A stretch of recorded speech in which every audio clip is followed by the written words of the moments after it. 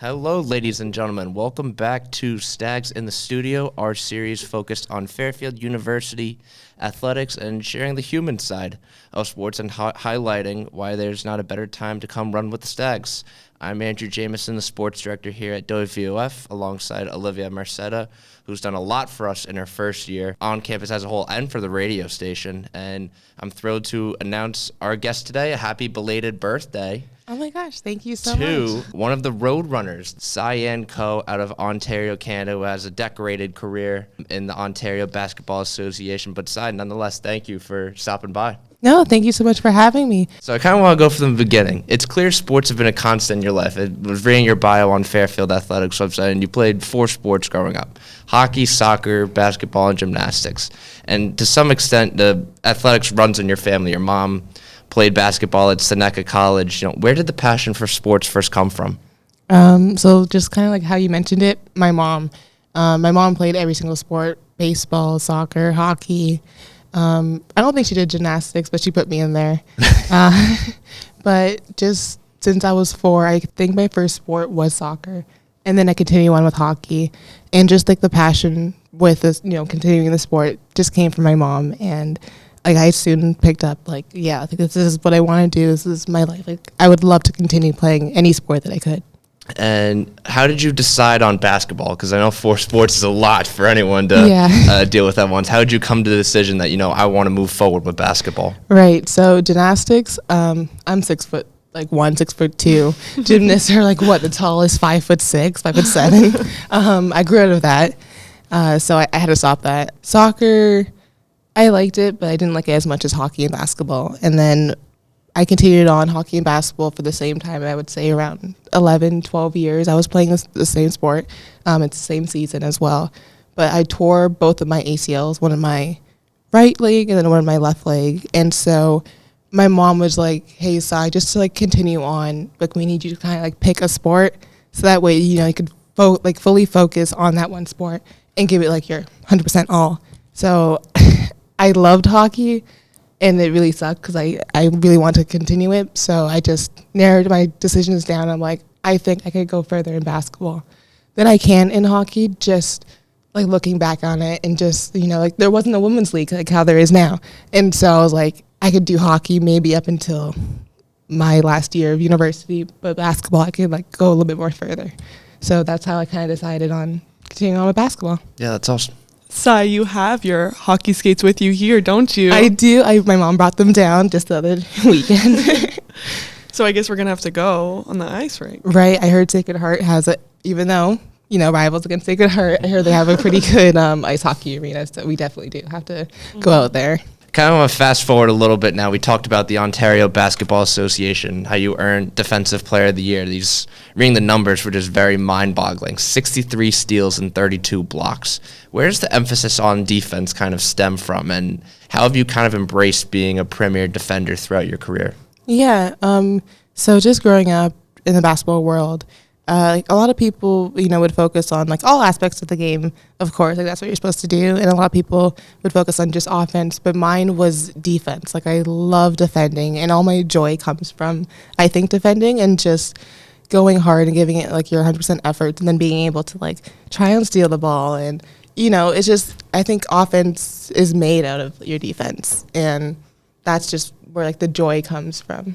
And, and I got to go to the recruitment story. We ask this with every athlete that comes in here.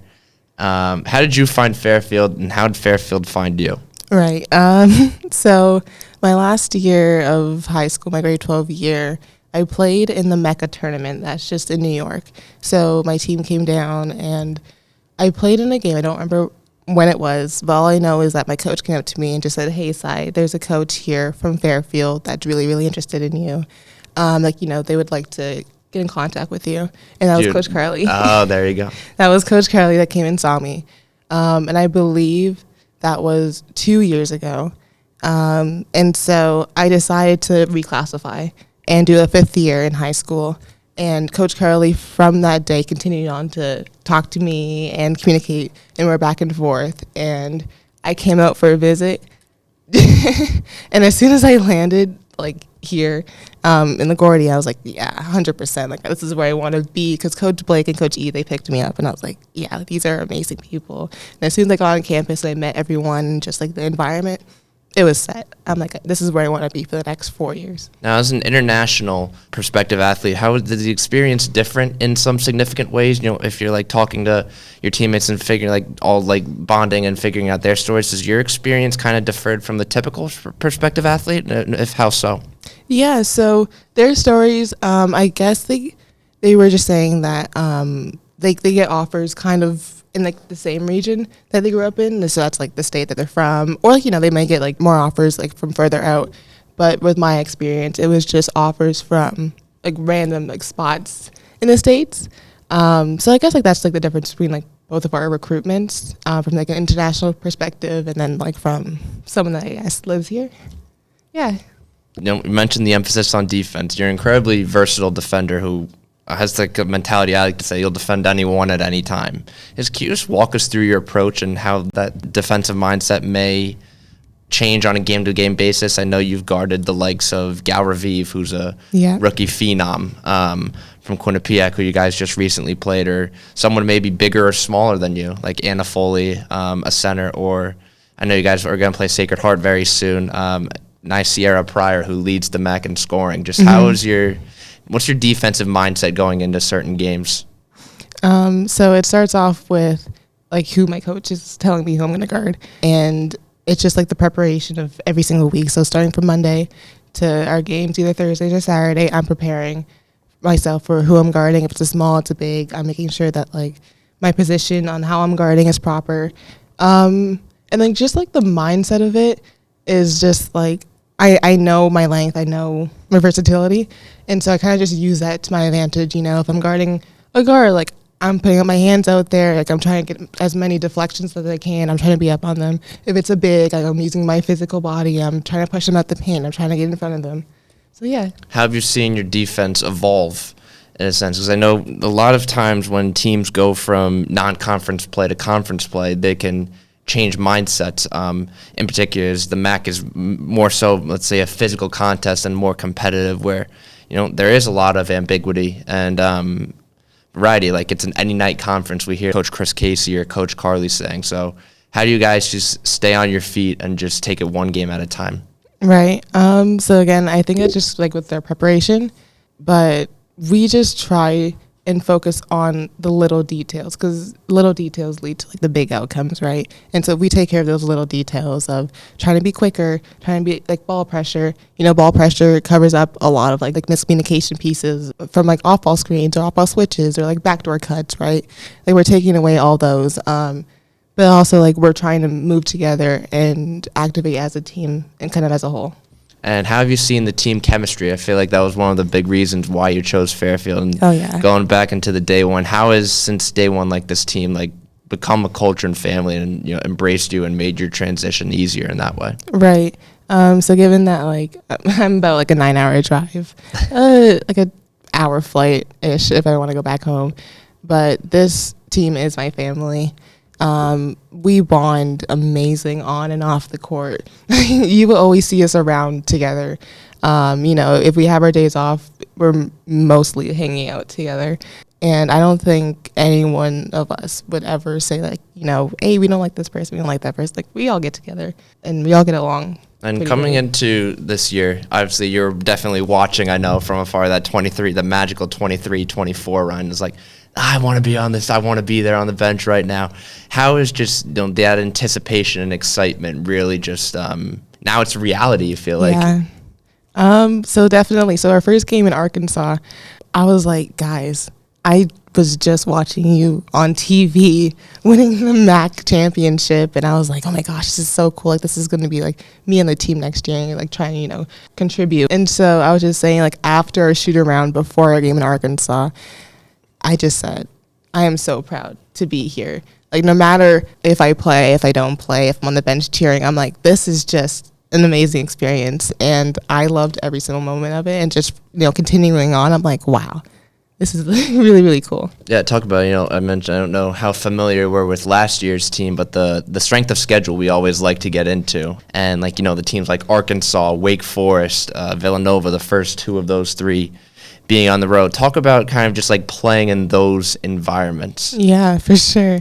I was nervous going in. I was like, oh, my gosh, this is the schedule. This is what we're scheduling. And my coach was like, yep, that's it. Get ready. This is university. I'm like, okay, cool. We're going into it. And they helped me prepare myself to go into these games. But playing in those environments, it's nerve wracking. But once you're in the court, you're like, oh yeah, this is fun. Not knowing what's going to happen. I'm like, oh, I'm excited for every moment. Yeah, I kind of I forgot one team on that list. That was kind of on purpose now that came back to me. The Oklahoma State game. Oh my gosh. Which feels like a lifetime ago, honestly. I feel like. Yeah. It was on the road I want to say right before Thanksgiving break, and you guys lost that game by 2, but I often feel like that is kind of seen like a win in your eyes. A team that is in top 25 receiving AP votes and going toe-to-toe with them. Did that type of game unlock something in this team? Because we talked to Coach Carley last year, and their sole loss in the regular season to Vanderbilt. That felt like there was a little bit of a disappointment, but you also knew what this team was capable of. Right. Yeah, no, 100%. I think it did unlock, hey, guys, we are so close, but we're that much closer. And just knowing our progress and where we're going to be by the end of this year, that game was we're on track. We're going to go far. But the loss, a loss is a loss, and sometimes it sucks, but you're just the next one. Now I'm excited for the next one, and just what's to come after that. Yeah, you mentioned that the growing hunger in the team, and going toe to toe with those premier schools and power conferences is certainly a huge statement. But I kind of want to shift factors now. I know the Big East is not a power one, but basketball can definitely be considered a powerhouse conference. And this past December 8th, we host Villanova, and that was an absolute movie, I feel like. Just talk to me about that environment, atmosphere, what it was like playing for a packed house and, coming away with the win. Yeah, with a packed house, that was, again, I'm going to use the word nervous again because I was nervous, but they brought out their crowd. They really, really did. We brought out our crowd, and it was kind of cool, hosting a Big East team here, but also protecting our house. And I don't know if you know, but their head guard, Jasmine Bosco, is also from Canada and was my old teammate. And it was nice to see her again, but also go to head because I was guarding her. My coach E and Coach Curley put me on her. But it was a great experience to be this is our house. We're still gonna protect it no matter what team comes through. And how did you guys felt like that the very strong non-conference play, because you can't. Last year, this team went 20-0 in conference play, and I feel like there was an expectation, maybe kind of bring back to earth, hey, we're probably more likely than not going to have the type of year we had last year. We have a target on our back now. So how has this team just avoided buying into that hype and picking up right where they left off? Right, and so that was one of our big discussions that we had just as a team together. We sat down and we just said, hey guys, if you're feeling any pressure of our winning streak from last year, that was last year's team. There's no expectation to be the same team again, but there's still an expectation to give it your all. And as long as you're giving it 100%, we're gonna stick together as a team. And last year is done. This year is a new year. And so, that's just kind of, where we're going off of. And, a big part of that we hear is, the vocalness and the leaders, particularly from the captains on this team. Janelle Brown, Lauren Beach, Isa, their buy-in to this culture in a sense, because they are the experienced ones. They have absolutely earned those captain marks. Just tell them what their impact on you as a newcomer to this Fairfield women's basketball program. Yeah, so love my captains. Absolutely love and adore them. And they make sure that I'm okay, physically and mentally on and off the court, but as well. They lead as example every single day. They show up. They want to be there. They're making sure that we're together, that there's no separations, that, we're continuing and we're holding our culture. And, even though Nellie's out, Nellie still comes to practice. She's still giving us her cheer and her joy, and she's still up and, supporting us. And, like, that shows a lot. And I couldn't be grateful for any other captains. Yeah. Like, I love them. Just going off another captain, you mentioned the Janelle Brown thing going at, and obviously everyone's going to get the attention when the preseason player of the year award in the conference goes down. That's an insurmountable blow. But we had Coach Carly in here about 2 weeks ago, and she talked about the resilience. Logan, our assistant sports director, asked what the huddle was like in that particular moment. And I'm just kind of curious from a player's perspective, on the court, seeing that injury firsthand, what that huddle was like specifically from your perspective. Just from my perspective, it was just that, like, hey, like, we know how big of an aspect Nellie is to us, but that just means that everyone needs to give their all, so that way, like, we could come together and still continue on, like, like, with Nellie's presence still being there, but, trying to do the best that we can. And, like, if everyone contributes, then, like, there's not going to be a breakage. And you mentioned it earlier, her still being at practices, her still being on the sideline at games. What does that do for the team in terms of just keeping vibes high and just, you guys are feeding off of one each other in that respect? And it really goes to show the family and culture that this team has built. Right. It shows a whole lot, and it brings back, like, I don't know. Like, Nellie holds special place in my heart. And, like, yesterday she came on the trip with us down to Marist, and it just felt, like, so whole to see her back in, like, our huddles. And, like, we always do, like, a little chant before our games, and she's the one to always lead it. And I missed her doing that. And she came back yesterday. I'm like, oh, like, this is, like, we're set. Like, we're, even though Nellie's not, on the court with us, like, we're still set. Like, this is still our team. Yeah, I want to go to another captain now, Lauren Beach, who, everyone, it feels like we all get the same reaction. Oh, I love. Like, but that just goes to the testament to the culture, and it really is special seeing something you can't take for granted. Going to the more personal side of things, you just were inserted into the starting lineup, and I know Lauren Beach, the selfless player that she is, whether she does it all, like, she might not be the biggest scorer, but she's making a difference on the boards, 50-50 balls, assists. How is her impact, and from what I come to understand, her encouragement of now you being in a starting position really sparked some confidence, and as it's evident in the stats of you've had double-digit games this past week. Yeah, as you guys can see, Beach gives it her all the time. And she inspires me every single day, because what you see in the games is what, like, she gives in practice. And it's a lot, because, like, I know, like, in her personal life, she's a nurse. And, she's up so early in the morning, and she's coming to practice, and she's like, hey, guys, like, hey, like, we're going to have a great day today. We're going to come in, we're going to have the best practice, and we're going to get ready for our next game. And, Thursday we're coming up, we're going to do that. We're going to handle our business. And then, boom, Friday practice, and Saturday we're going to go right back into it. And, like, we're going to do the same thing every single week. And Beach just, again, like, she inspires me, and she just, I don't really know how to say it, but her leadership really carries with me, like, throughout, like, the basketball court. And you mentioned the leadership aspect. How does the mindset of this team look like? I know it's very hard not to think ahead to Atlantic City, because everyone dreams of a back-to-back. Like, we can talk about aspirations are always a fact. You can't deny them, and I can't name you the last time any team in the MAC went back-to-back. I know Iona's been dominant over the stretch on both the men's and women's side, but it really is a lot of parity in the conference. So what does the mindset of the team look like right now as we're in the last full month of the regular season and the best time of year, as a lot of college basketball players and fans would say?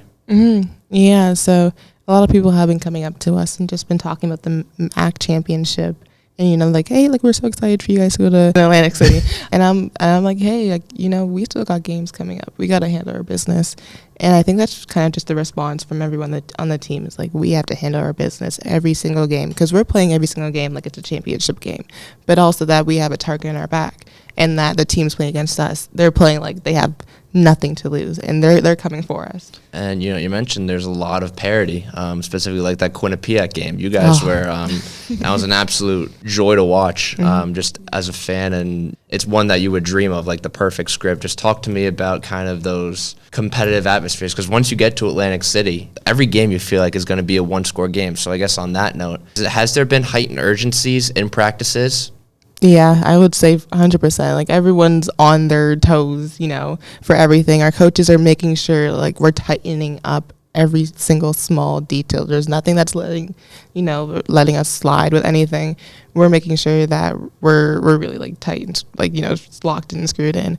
And we're ready every practice. Like we have to make sure that we're good and set to go. Any particular aspects, offensive, defensive? I know Coach Carter reading an article last night on the website, consistency, and you guys are a very strong third quarter team as of late. I don't know, the stats speak for themselves. You guys love playing in the third quarter, but kind of what have been those messages, points of emphasis in practices this week is schedule is not going to get any easier, and you need to be playing your best basketball come March. Right. So like you said, we're a third quarter team. That's the part that we're trying to, improve on. And so just going back to the Quinnipiac game, we're like, we cannot have like a bad start. Like we need to come off and we need to start and end every single quarter the same, and consistency, just as you said. So like that's what we are tweaking in practice is we're going to have a great start, we're going to have a great middle, and we're going to have a great end.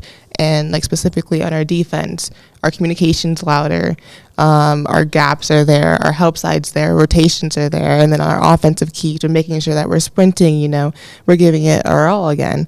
We're moving the ball and we're seeking out opportunities, our mismatches, and we're being smart.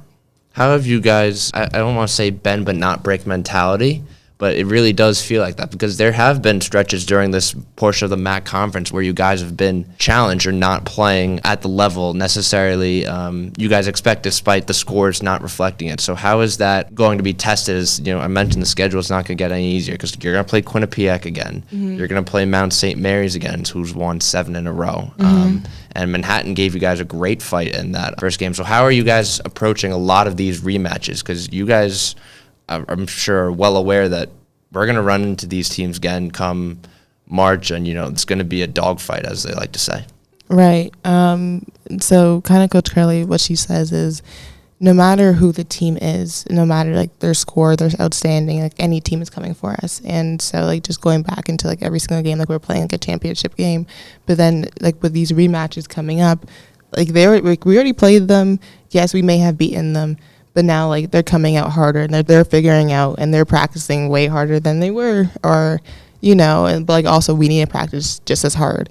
If not, like we're going crazy hard. And so like we're just mentally preparing for like going forward and, like not stopping, not giving up, and just making sure every possession is our best. And you mentioned the mental aspect of it. I feel like that's a really overlooked aspect of the game. So what emphasis is placed on the mental side of the game, whether it's, playing hard, not committing a silly turnover despite being up late, and just keeping your foot on the gas 0 to 40? Yeah. So I guess just the mental part, like for me specifically, is like sleep's important. And also like you need to handle your business outside of the court first, and then you need to come in. And as soon as like you're in the atmosphere, you're in the arena, you're in the gym, like you leave all of your outside business out there, and like you're in here to do real business. And so like preparing just for like if turnovers happen, it happens. There's nothing you could do but the past, and you're gonna go back and you're gonna try like your best, right, to get it back, and you're just gonna play hard, but also not trying to let anything impact you going forward. So as a focus, just kind of reiterate what you said, the past is the past. You can't harp on it. You gotta move on and redeem yourself for it. Have you seen one of those moments in particular? Does there like a specific recollection of something that, like that kind of philosophy came into play? Sorry, now you got me thinking. I would say, yeah, I'll even bring in yesterday's game too, because just trying to keep up like how I have been playing, but obviously trying to keep up with the improvement and doing better. I put like a lot on myself and pressure to make sure that like I'm there with my team and not trying to make mistakes and focusing on not trying to have a bad outcome. But then I have to go back and be like, if I just focus on like what not to do, like I'm not gonna do the things I actually need to do. And so like yesterday I wasn't finishing properly, and I was missing a lot of shots, and I felt like it was maybe impacting me like on the defensive end. And I was like, damn, I can't let this, impact our game, because now I'm impacting the team.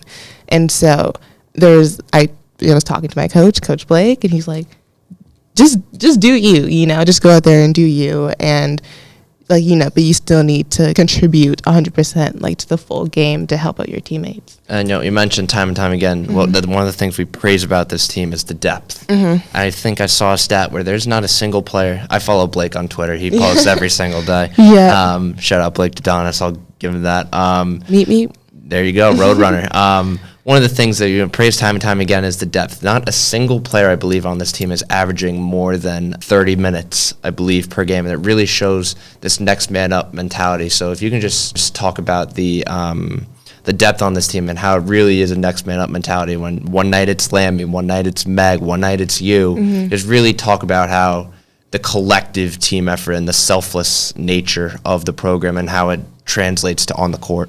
Yeah. I'm just going to come out and say, like everyone on our team, we're all great basketball players. But of course, like we can't just go in and win a game by ourselves. Like we need everyone. And I think everyone brings different aspects to the game and different keys. And just recognizing what specialties like our teammates have going against whatever team, it's going to bring out certain players to come out with those top highlights and those top moments. And I think just recognizing that and going into that strongly is just how I don't know. Yeah, you mentioned on yourself the offensive surgence. Honestly, career high 18 points back on January 25th, I think, at Merrimack, and you're incredibly efficient from there. I think I was looking at the stats before, and you're shooting about 70% from the court. How have you seen your offensive development and game kind of progress as the season's gone on, and what have you done to improve it? Yeah, so just as the season's gone on, I've been, coming into a new environment from high school to university. That's different. Like you're playing with grown women, but also the coaching style is going to be different.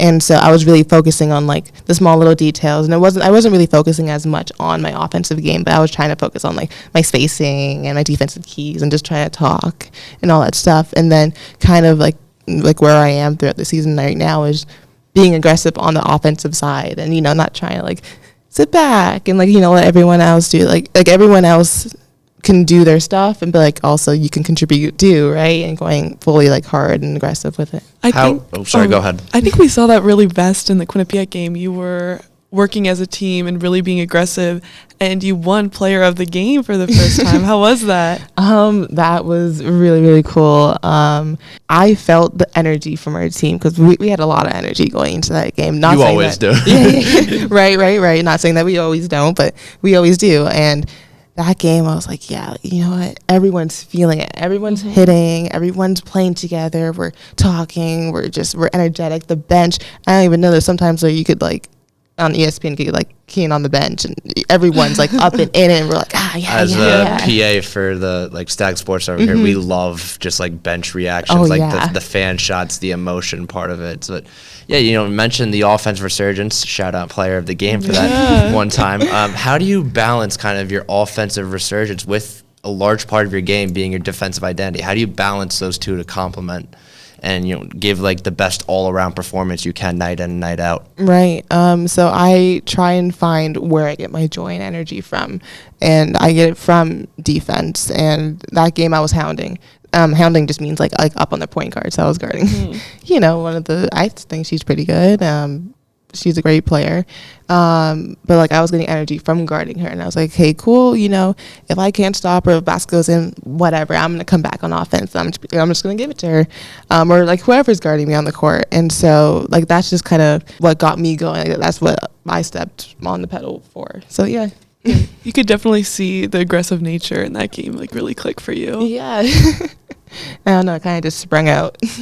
I mean, that's kind of what you need from time to time. Fairfield, reigning MAC champion, nobody takes it lightly. And we alluded it time and time again. You got your target, you got target on your back, and everyone's going to give you their best. So we talked about the rematches a little bit earlier. This is just my final game-related question. How are you guys now preparing for those rematches, whether it's, working on the same things? Because I know an underlooked part of the game is just the fundamentals, not turning the ball over, not fouling, playing disciplined defense, passing up a good shot for a better shot. Is it kind of the same formula, or obviously there are mid-game adjustments you have to make, but you guys still have to stay true to who you are? Right. There are a lot of adjustments, but it's also like playing still like how we have been. Like, we're not going to change up how we play. Like, it's working out for us, and like we love doing it.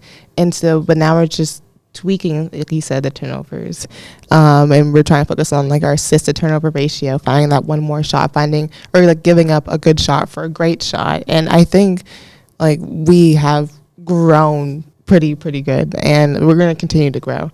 So if there's one stat, I think Isa Nicoletti laid to top 5 in the country at one point in the assist to turnover ratio. So I think that speaks for itself. But I think wrapping up here, I just want to know, I know your career's just getting started in the collegiate level, but what do you want to be known for and remembered as a teammate and a student athlete or person here at Fairfield or just in general? I want to be known as, now you got me thinking again.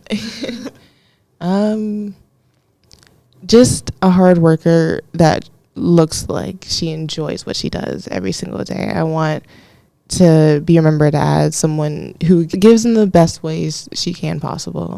I'm talking to myself in third person, I guess. But I mentioned it a few times throughout this talk, and joy, that's just playing with and showing up with a lot of joy. All right, yeah, but we have one more segment. This is a segment we introduced last time, started with Coach Carly. It's a shout out Brendan, who did the interview with Coach Carly. It's called Quick Hitters, so the name sets for itself. So here we go. Do you have any superstitions or pregame rituals? Yes, I touch both my knees before I go out on the court, just to be like hold together. But yeah. There you go. Go-to pregame meal. Go-to pregame meal. I think it's always pasta. I always love a good pasta fettuccine. Based on what I'm seeing on the TikToks, I hear the Planet Pizza penne alla vodka. Is that popular one in that locker room? It's popular for the locker room, not for me. I like the fettuccine Alfredo, but a lot of the girls love the penne alla vodka. I think I was watching the most recent. I think 4 people. I was like, okay, I gotta get that. Yeah. And then you have a post game meal. Post-game meal. Actually, can I change up my pre-game meal? Sure. So Chips Family Restaurant. We love chips. So their pancakes, oh my gosh, I could eat them every single day. So good. My post-game meal would be the Planet Pizza pasta. There you go. Yeah. Favorite professional sports team? Toronto Raptors. There you go. My go-to. That was a gimme. Favorite movie or TV show of all time? Favorite TV show of all time, Modern Family. Love Modern Family. Are you still watching it now? Are you still binging, rewatching? Rewatching. I think I'm on like my 17th, 18th time. Oh, wait, hold on. But I'm stuck in between 2 because Toronto show, Degrassi with Drake in it. Love Degrassi. I can rewatch that every single day. Like, oh my gosh, there's like 34 seasons. I'm in on that. All right, and I'll do 2 more. Favorite professional athlete or your biggest inspiration? Aaliyah Edwards, also a Canadian, playing for the Washington Mystics, but also is on Unrivaled. There you go. And also in your dorm room. Yes, I have a jersey of her when she used to play for UConn, and she just signed it for me, so it was nice. There you go. And then favorite, best in-game moment or memory thus far at Fairfield? When I hit that 3 in the Quinnipiac game, that was like my best. The bank shot? No, not the bank shot. It was just a swish from the top of the key. Yeah. That's right. Yeah, yes. I did hit a bank shot, and Coach Blake was like, "What the hell was that?" Like, I don't know. He must have been the first one to congratulate you on the sideline. Yeah. I knew I had that in me. Yeah. But that was like my favorite. Nonetheless, certainly more of those moments to come as we wrap here. For our 10th edition of Stags in the Studio, which you can find on WVOF Sports YouTube. Be sure to subscribe for more Fairfield athletics content as we are in our busiest part of the sports season right now. Basketball heating up, spring sports about to get underway with baseball, lacrosse. It's no better time to follow Stag athletics, and we've got it all covered for you. So from Andrew Jameson, Olivia Merceda, Cyanne Coe, thank you so much for joining us here this afternoon. Thanks for having me. Go Stags. Take care.